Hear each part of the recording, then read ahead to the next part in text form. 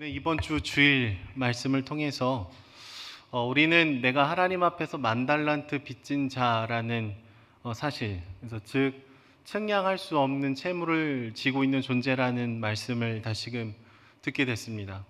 하나님 앞에서 적당한 죄인이 아니라 용서받기가 참 어려운 죄인이라는 것이 모든 그리스도인들의 출발점이라는 것을 다시금 기억을 했던 주일입니다. 그리고 이런 정체성을 알고 또 기억하는 것은 다른 사람을 용서하는 것의 출발이자 시작점일 수 있겠죠. 그러니까 먼저 우리가 하나님의 커다란 은혜를 경험했다라는 사실을 기억을 하지 못하면은 다른 사람의 작은 실수조차도 저희가 용납하기가 굉장히 어려운 것이죠. 그런데 여러분 솔직히 우리는 이런 사실을 다 알아도 용서가 어렵습니다. 기도를 많이 해봐도 용서가 어렵죠. 주님의 사랑을 다시금 쳐다보고 내가 만 달란트 빚진 자라는 사실을 아무리 상기해봐도 용서는 여전히 우리에게 쉽지 않습니다. 그래서 성경의 용서를 얘기하시는 주님의 말씀과 우리 삶의 실제 속에서 커다란 간격을 저희가 느끼게 되고 좌절하게 되고 아마 나는 그 사람을 절대로 용서할 수 없을 것 같아 라고 결론을 내릴 때가 더 많은 것 같습니다. 최근에 유행하는 드라마의 대부분은 복수라는 키워드를 갖고 있죠. 현실에서는 죄를 지은 사람들이 떵떵거리면서 잘 살 때가 더 많고 힘이 있기 때문에 법이 있어도 이리저리 피해가는 사람들을 더 마주할 때가 참 많습니다. 그나마 드라마에서 복수라도 해주니 속이 시원한 것 같아요. 그렇게 우리는 기본적으로 복수를 통쾌해하고 용서를 버거워하는 존재로 정의를 내려볼 수 있겠습니다. 그리고 용서가 어려운 또 다른 이유 중에 하나는요, 생각보다 용서라는 감정이 너무나 복잡하다라는 거예요. 여러분, 보통 누군가에게 피해를 주고 아픔을 주는 사람들의 특징이 무엇입니까? 죄의식이 잘 없습니다. 내가 뭘 잘못했는지를 감각하지 못할 때가 많아요. 아니면 내가 잘못은 했지만 그 잘못을 합리화하거나 축소시키거나 은폐하는 데에 익숙하죠. 아니면 그런 상황을 만들어 놓은 누군가에게 그 원망의 화살을 돌릴 때도 있겠습니다. 또 어떤 사람은요, 잘못은 자신이 다 해놓고 적반하장의 식으로 용서를 적극적으로 요구해요. 내가 잘못한 것은 다 알겠어. 근데 너는 그리스도인이잖아. 그리스도의 사랑으로 나를 용서해 주는 게 당연한 거 아니야? 이딴 말을 하는 거죠. 가해자가 피해자에게 적극적으로 용서를 요구합니다. 여러분, 그리스도인들이 그리스도의 사랑을 기억하면서 누군가를 용서해야 된다라는 것은 교리적으로 틀린 말은 전혀 아니겠지만 상황적으로는 완전히 틀린 말입니다. 여러분, 이 말은요, 하나님이 우리에게 하실 말이고 가해자가 피해자에게 할 말은 아니에요. 자기 멋대로 행동을 다 해놓고 그리스도의 사랑으로 네가 나를 좀 용납해라. 여러분, 이것처럼 불의한 말이 어디 있습니까? 적어도 양심이 있다면, 상식이 있다면 가해자는 피해자에게 그런 요구를 할 수 없는 것이죠. 여러분, 이처럼 우리는요, 용서라는 것을 성숙하게 이해하지 못할 때 굉장히 뒤죽박죽 섞여가는 것을 보게 되죠. 방금 말씀드린 것처럼 용서를 받아야 되는, 빌어야 되는 사람이 당연하게 용서를 요구하기도 하고요. 또 이런 과정 속에서 나는 용서를 아직도 못했어. 굉장히 마음이 착하신 분은 용서를 못하는 나를 자책하고 정죄하고 슬퍼하는 결론에 이르기도 하죠. 용서에 대한 왜곡된 이야기가 영화로 상영이 된 적이 있는데 밀양이라는 영화입니다. 발음이 좀 어려운데요. 밀양이라고 하시는 분도 있고 밀양이라고 하시는 분도 있고 양육 4단계 때 발음을 지적받았는데 발음이 기억이 나지 않습니다. 어쨌든 밀양이라는 영화인데요. 오래된 영화인데 이 영화 속에 용서에 대한 잘못된 이해가 담겨 있습니다. 그리고 용서에 대한 잘못된 이해가 얼마나 교회를 아프게 하고 우리의 그 관계를 찢어놓는지를 그리고 있죠.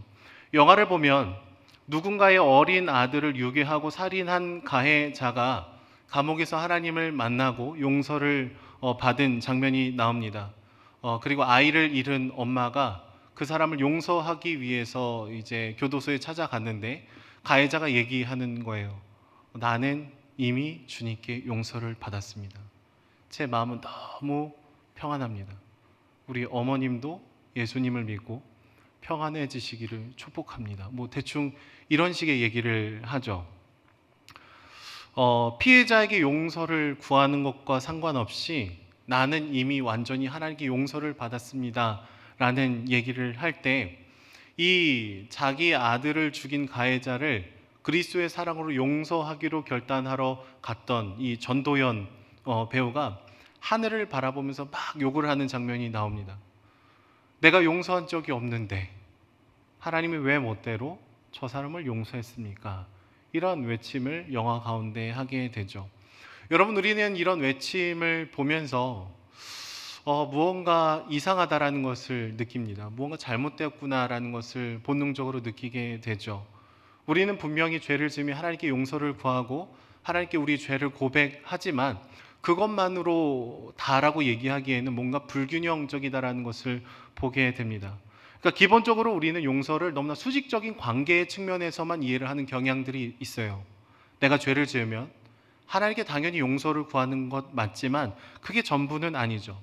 내가 직접적으로 피해를 준 피해자에게 이 수평적인 관계 안에서 용서를 구하거나 죄를 지은 자로서 내가 합당한 태도를 취해야 되는 것이죠.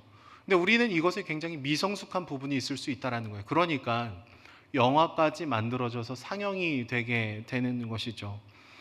죄는 사람에게 지어놓고 회개는 하나님께 합니다. 그리고 피해자와 상관없는 용서함을 받고 자유함을 얻게 되는 것을 이르러서 믿지 않으시는 분들이 우리를 향해서 셀프 회개다라고 얘기해요. 물은 셀프입니다 라고 써 있는 것처럼 회개는 셀프입니다. 이런 비아냥거림을 우리가 받을 때가 있다는 거예요. 언제요?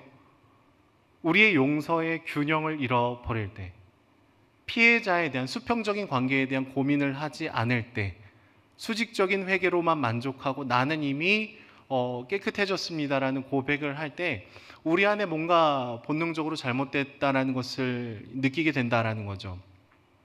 몇 가지 예를 들었는데 여러분, 용서에 대한 성숙한 이해가 없으면은 결국에는 우리가 누군가를 용서하는데 더 큰 어려움이 우리에게 찾아오게 되죠. 어떤 결론에 이르게 됩니까? 주님, 나는 용서를 할 수 없을 것 같아요 라는 결론에 이르게 되는 거예요. 여러분, 요즘의 시대의 트렌드가 어떠할까요? 이 개인의 권리를 주장하는 것이 굉장히 익숙해져 버린 시대 아닙니까? 그러면서요, 가해자를 용서하지 않는 것이 피해자의 마땅한 권리처럼 받아들여지는 경우들도 많습니다. 그래서 오늘날의 시대를 용서가 용납이 되지 않는 시대라고 부르죠. 인터넷에 보시면 늘 우리는 누군가를 비난할 대상을 찾습니다. 뭐 정치인이라든지 뭐 어떤 이슈가 하나 터질 때마다 끊임없이 누군가를 비난할 대상을 찾아다니는 것 같아요. 분노가 가득하고 비판과 비난이 익숙한 시대를 살아가고 있는 것이죠. 그런데 용서 자체를 용납하지 않게 되면은요, 가장 큰 힘듦을 겪게 되는 사람 중에 하나가 용서하지 않는 사람 그 자신일 때가 있습니다. 누군가를 미워하는 마음을 끊임없이 지속적으로 품게 되면은 우리 마음에 쓴뿌리가 생겨나게 되고 스스로를 괴롭게 만드는 결과를 초래하게 되죠. 그래서 히브리서 12장의 말씀은 그 영혼이 분노로 인해서 더러워진다, 전염된다, 더럽혀진다라는 또 얘기를 하고 있어요. 그러니까 여러분, 용서하지 않는 것을 나의 권리로 취하기에는 나에게도 안 좋은 영향을 주는 것이 너무나 많다라는 거예요. 물론 사람들이 이 용서를 하지 않기로 결정을 한 데에는 타당한 문맥이 있죠. 왜냐하면 그동안 가해자들에 대해서는요, 적절한 처벌 없이 일방적으로 피해자들에게만 용서를 강요하는 분위기가 참 많았습니다. 그러다 보니까 용서라는 것이 오히려 힘 있는 사람들에게 죄를 더 지어도 괜찮다라는 사인을 보내는 것처럼 이해될 때가 있었습니다. 특별히 미국에서는 백인들은 늘 흑인들을 차별해왔고 흑인들은 예수 그리스도의 사랑으로 자신들을 함부로 대한 백인들을 용서할 것을 강요받아 왔다라고 얘기를 해요. 그런데 이렇게 일방적인 용서에 대한 강요는요, 장기적으로 더 큰 차별을 계속해서 만들어내는 통로가 될 수도 있는 것이죠. 그래서 용서는 설교하기가 너무 어렵습니다. 용서는 설명하기가 어렵고 하기도 너무 어렵죠. 그러니까 용서를 하지 말라고 하기도 그렇고요. 무조건 용서를 하고 보자고 얘기하기도 그래요. 그래서 용서를 해야 되지만 사실은 섬세하게 이해해야 되고 바르고 성숙하게 이 복잡한 문제를 다뤄놓지 않으면은 우리는 수많은 함정에 빠질 수도 있다라는 것이죠. 용서를 세 가지 단계로 축약해서 얘기해 보면 좋을 것 같습니다. 첫 번째 단계는 이번 주일 말씀처럼요, 나의 처지를 아는 것입니다. 마태복음 18장의 말씀처럼 내가 하나님 앞에 서면 100데나리온 빚진 사람이 아니라 10,000달란트 빚진 존재가 납니다 라는 솔직한 고백이 우리의 모든 출발점이죠. 우리는 이 사실을 기억할 때에만 성경적인 용서의 개념을 소유할 수 있고 실행해 볼 수 있습니다. 왜냐하면 애초에 용서라는 것은 우리의 인격을 뛰어넘는 것이기 때문에 그렇습니다. 평생 자연스러운 용서는 없을 것 같아요. 익숙한 용서는 없을 것 같습니다. 용서의 두 번째 단계는요, 내적인 용서입니다. 내 내면에서 누군가를 미워하지 않으려는 마음의 방향이라고 정리를 해보면 좋을 것 같아요. 특별히 오늘 우리가 읽은 누가복음 17장의 말씀에서는요, 용서를 하기 이전에 누군가의 잘못을 지적할 책임과 용서할 책임을 둘 다 얘기를 하고 있습니다. 물론 분노에 휩싸이지 않은 상태로 누군가의 잘못을 직면시킨다라는 것은 굉장히 어려운 숙제죠. 더군다나 내가 피해자라면 감정적으로 반응하기가 더 쉬울 것 같습니다. 잘못을 지적하는 것과 용서하는 것, 이 두 가지를 균형을 갖추기 위해서는 성령의 도우심 없이는 우리는 이러한 미션을 해내기가 너무 어렵습니다. 예를 들어서 집에서 우리 아이들을 혼낼 때요, 아이가 막 그 라면을 바닥에 다 쏟았다고 가정을 해봅시다. 벌써 막 감정이 치밀어 오르지 않습니까? 근데 이 감정을 억누르면서 주원아, 라면은 그렇게 흘리면 안 되는 거야, 이렇게 하기가 너무 어렵다는 거예요. 우리 감정을 정제하면서 바른 교훈을 준다라는 것은 우리의 본성을 애초에 거스르는 일이다라는 거죠. 그런데 우리가요, 그냥 그 사람의 죄를 없는 것으로 쳐주고 덮어줘 버리는 그냥 이유는요, 그 사람의 죄와 직면하고 싶어 하지 않아서일 수 있다라는 것이죠. 우리는 용서의 목적을 잘 기억을 해야 되는데, 여러분, 용서는 그냥 이 시간을 지나가기 위한 어떤 것이 아닙니다. 그냥 이 순간을 회피하기 위한 어떤 것이 아니죠. 죄를 바로 잡아서 상대방을 다시금 회복시키는 데에 용서의 목적이 있습니다. 여러분, 우리가 하는 용서는 너가 더 많은 죄를 지어도 괜찮아 라는 메시지를 주는 것이 애초에 아니에요. 용서의 목적은 죄에 대한 관용이 아니다라는 거죠. 죄를 마음껏 지어도 괜찮아, 나는 너를 용서할게, 괜찮아, 더 많은 죄를 지어도 돼, 이게 아니잖아요. 지금 너의 죄가 만든 결과가 얼마나 큰지를 알려줘야 돼요. 그리고 그 아픔을 그 대가를 내가 삼키고 있어. 왜? 주님이 나를 그렇게 사랑해 주셨기 때문에. 여러분, 이 세 가지의 과정 중에 하나라도 생략이 되면 용서의 의미가 사라져 버리게 되는 것이죠. 근데 우리의 용서는 대부분 어떻습니까? 죄를 덮어버려요. 그냥 외면합니다. 그 사람이 그냥 그렇구나, 나 한쪽에서 그냥 계속 참는 것만이 용서라고 생각을 하기 때문에 우리는 어느 순간에 자발적으로 용서를 포기하는 순간이 다가오죠. 왜냐하면 성경의 곳곳에 무언가 잘못을 직면시키는 것을 이야기하기 전에 용서를 뭔가 해줘야 될 것 같은 본문들도 존재하기 때문에 그렇습니다. 마가복음 11장 25절의 말씀을 보시면은 누군가의 잘못을 지적하지 않는 용서를 얘기하는 것 같아요. 이렇게 기록이 되어 있어요. 서서 기도할 때 아무에게나 혐의가 있거든 용서하라. 여러분, 이 말씀에는요, 잘못을 지적한다든지 지적받은 사람이 용서를 구한다든지 그런 과정들이 기록이 되어 있지 않습니다. 그냥 혐의가 있거든 용서해라. 잘못을 잘 얘기해 주는 이 과정을 뛰어넘고 그냥 용서하라는 얘기가 기록이 되어 있는 것 같아요. 이것을 용서의 두 번째 단계로 정리를 해보면 좋을 것 같아요. 가해자가 나에게 사죄를 하고 용서를 구하지 않아도 내 내면에서는 끊임없이 그 사람을 받아내기 위한 마음의 방향을 바꾸는 것, 이것이 용서의 두 번째 단계, 내적인 용서. 그리고 그것에 대한 근거 구절들이 굉장히 많이 있죠. 특별히 팀 켈러 목사님은 이런 용서를 내적인 용서라고 얘기를 했고요.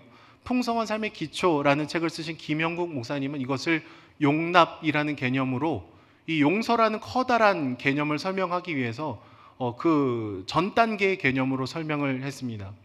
그러니까 가해자의 태도와 행위와 상관없이 나의 내면에서 일어나야 되는 마음의 흐름을 얘기하고 있는데, 이런 마음의 근원은 주님의 사랑으로부터밖에 올 수가 없죠.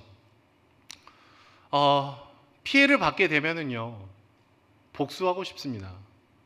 마음껏 미워하고 싶고 저주하고 싶고 내가 조금이나마 나의 이 기분 나쁨을 표출하고 싶죠. 그리고 제3의 누군가에게 끊임없이 그 사람의 잘못을 얘기하고 싶은 욕구들이 치밀어 오를 때가 있습니다. 그런데 그럴 때마다 우리의 마음의 생각을 멈출 때가 필요하다는 거예요. 끊임없이 그 사람이 나에게 어떤 행동을 했는지, 얼마나 터무니없는 짓을 했는지를 내 마음속에 다시 리플레이하는 것을 멈추라고 얘기를 해요. 그리고 사실은 첫 번째 단계, 나도 주님으로부터 커다란 용납을 받은 존재라는 것을 기억하면서 다시금 내 마음을 바꿀 것을 우리가 노력을 해야 된다라는 것이죠. 여러분, 우리 첫 번째 단계, 내가 만달란트 빚진 자라는 그것을 기억하지 않으면 절대로 가해자와 나를 동일 선상에 놓을 수 없고 용서를 할 수 없습니다. 악을 악으로 갚고 싶어하고 더 마음껏 비난하고 싶은 우리의 본성이 튀어나오게 되는 것이죠. 용서의 세 번째 단계가 있는데요, 이것은 외적인 용서와 화해, 관계의 화해입니다. 여러분, 이 세 번째 단계에 대해서 우리는 별로 들어본 바가 없는 것 같아요. 먼저 죄에 대해서 오늘 말씀 본문을 보시면 죄에 대해서 경고를 하고 그 사람은 회개로 반응합니다. 그 다음에 외적인 용서, 관계의 화해로 이어지는 것을 오늘 누가복음 말씀 가운데 얘기를 하고 있습니다. 아까 말씀드린 것처럼 섣부른 용서는 여러분 죄를 만연하게 만들 수 있어요. 이게 그냥 당연한 상황처럼 여기게 둘 수 있습니다. 이래도 괜찮구나, 별로 힘들지 않구나, 내가 비정상이 아니구나, 이런 마음으로 흘러갈 수 있다는 것이죠. 그런데 누군가의 잘못을 지적해주고 직면해주고 당신의 말과 행위가 갖고 있는 것의 의미의 크기를 알려주는 것, 죄의 심각성을 재고해보게 만드는 것은요, 당신의 행동이 그냥 그렇게 스쳐 지나갈 수 있는 종류의 것이 아니라는 것을 깨닫게 해주죠. 그리고 그 사람이 받은 용서가 얼마나 누군가로부터의 큰 희생으로부터 출발했는지를 깨우쳐 줍니다. 내가 저지른 잘못이 초래한 대가를 이 사람이 온몸을 바들바들거리면서 삼켜주고 있었던 거구나, 아무렇지 않은 것이 아니구나 라는 것을 깨달을 때야 비로소 이 용서의 다음 단계로 나아갈 수 있다라는 거예요. 특별히 여기서 죄를 경고하다라는 이 단어는요, 책망하다, 꾸짖다, 심각하게 말하다라는 뜻을 갖고 있습니다. 근데 여러분, 우리는 이 부분이 참 약하죠. 그러다 보니까 마치 용서가 정의를 훼손하는 것 같은 이미지가 있어요. 특별히 데이비드 폴리슨이 쓴 악한 분노, 선한 분노라는 책에는요, 이렇게 기록이 되어 있어요. 누군가의 잘못을 사랑의 마음으로 얘기해 주는 것을 자비에 기초한 건설적인 불만. 어렵죠. 영어로도 읽기가 좀 어려워요. 한 4단어를 묶어놔서 잘 기억을 해보세요. 자비에 기초한, 자비에서 출발해요. 건설적인 불만. 다시 풀어드리면, 이 잘못을 저지른 사람의 잘못을 지적하면서도 용서를 약속하고 그들을 다시 세워주는 새로운 삶으로 초대하는 균형이 있는 지적이라는 겁니다. 이렇게 기록이 되어 있어요. 자비는 잘못을 직시하게 만들지만 파괴적인 방식이 아니라 건설적인 방식으로 반응한다. 자비는 건설적으로 분도한다는 측면에서 사랑의 표현이기도 하다. 잘못을 저지른 자를 다시 바로 세우는 사랑의 방식이다라고 이 책에서 말합니다. 그런데 성경에서 얘기하는 여러분 용서에 대한 여러 구절들을 총체적으로 이해해 보자면요, 용서는 일련의 과정인 것 같아요. 첫 번째 출발점을 마태복음 18장에서 얘기하죠. 마가복음 11장에서는 우리 내면의 용서, 내적인 용서를 얘기합니다.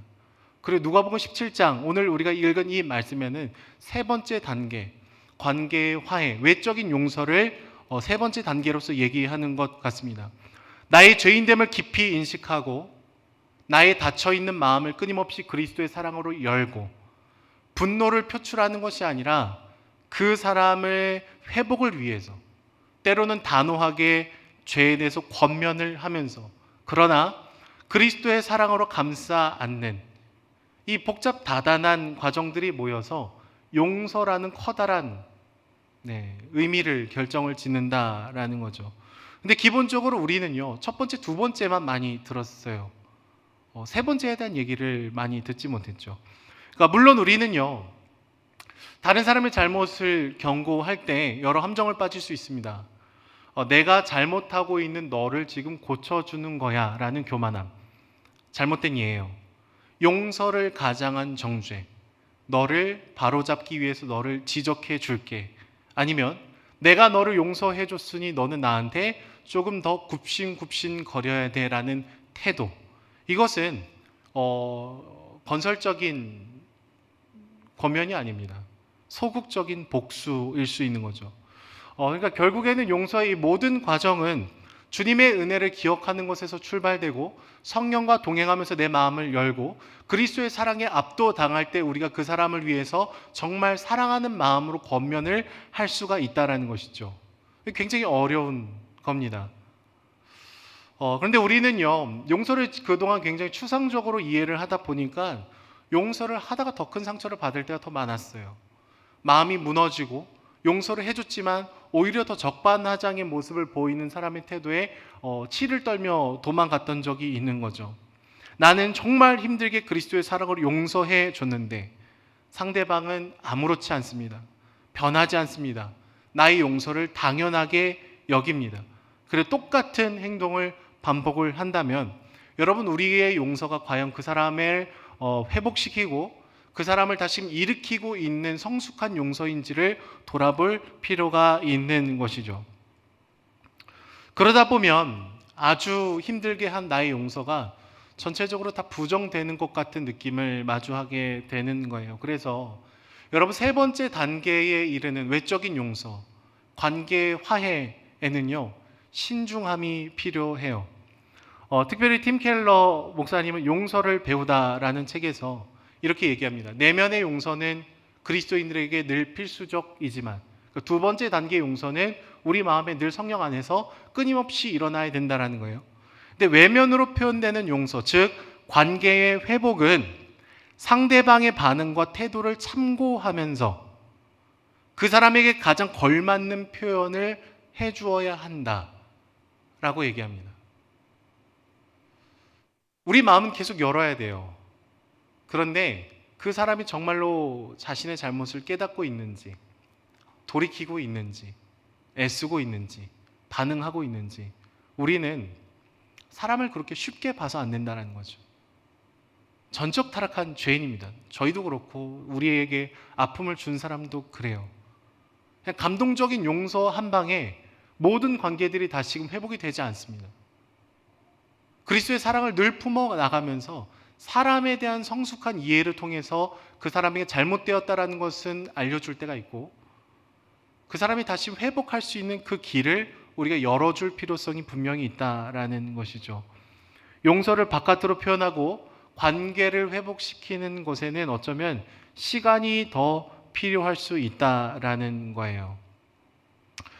그래서 내면으로 끊임없이 용서하는 사랑과 바깥으로 얘기하는 정의의 추구가 함께 가기 위해서는 균형 잡힌 회복에 대한 정확한 이해가 있어야 되는 것이죠. 그리고 먼저 우리가 포도나무 되어주신 주님 앞에 깊이 연결이 되지 않으면 이 과정을 우리 스스로의 힘과 우리의 긍휼함과 우리의 사랑과 우리 인품으로는 절대로 해낼 수 없는 것이죠. 결국 용서에서도요, 우리는 정의를 추구해야 될 필요가 있습니다. 이것은 사랑으로 진실을 말해주는 거예요. 대충 얼버무리고 지나가는 것이 아니라 용서의 과정을 알고 그 사람이 다시금 정말로 회개하고 돌이키고 일어설 수 있는 그 기회를 줘야 된다라는 것이죠. 여러분, 이런 과정은 늘 오랜 기간의 씨름 속에서 이루어지는 것 같습니다.